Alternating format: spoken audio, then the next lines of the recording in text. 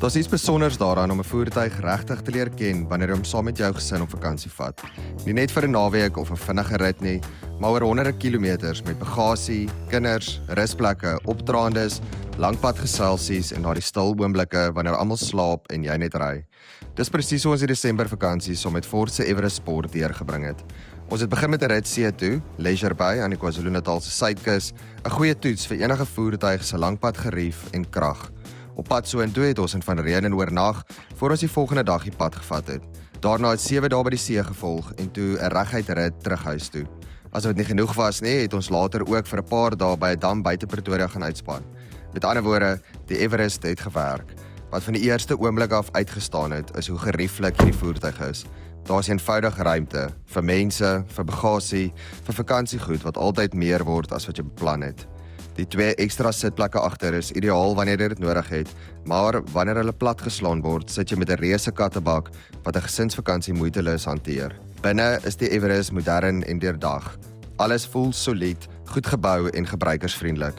Die tegnologie is daar wanneer jy dit nodig het sonder om oorweldigend te wees. Veiligheidsstelsels, bestuurhulpmiddels en slim funksies werk stilweg in die agtergrond, presies soos dit hoort in 'n gesinsvoertuig.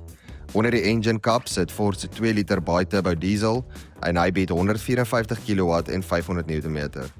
Die bi-turbo val eersdags weg en sal vervang word met Ford se enkel turbo diesel, 'n seepgladde engine waarvan ons baie hou wat nog beter brandstofverbruik bied.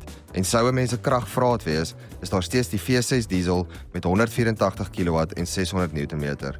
Op papier klink dit indrukwekkend, maar op die pad voel dit selfs beter.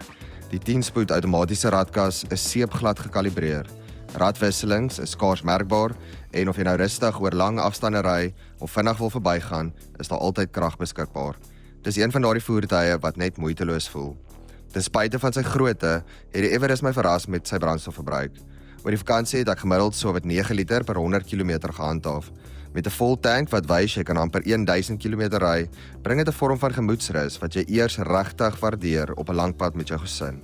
Daar's ook 'n magte om rymodusse om van te kies, van gemaklike teery tot meer uitdagende toestande.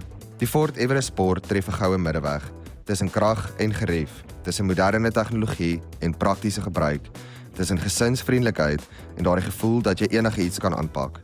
Na 'n Desember vol kilometers, herinneringe en saamwees, het een ding duidelik geword. Hierdie is nie net 'n voertuig vir die alledaagse nie. Agter die stuur voel dit asof jy berge kan versit. En dalk is dit presies hoekom die Everest sy naam so goed dra.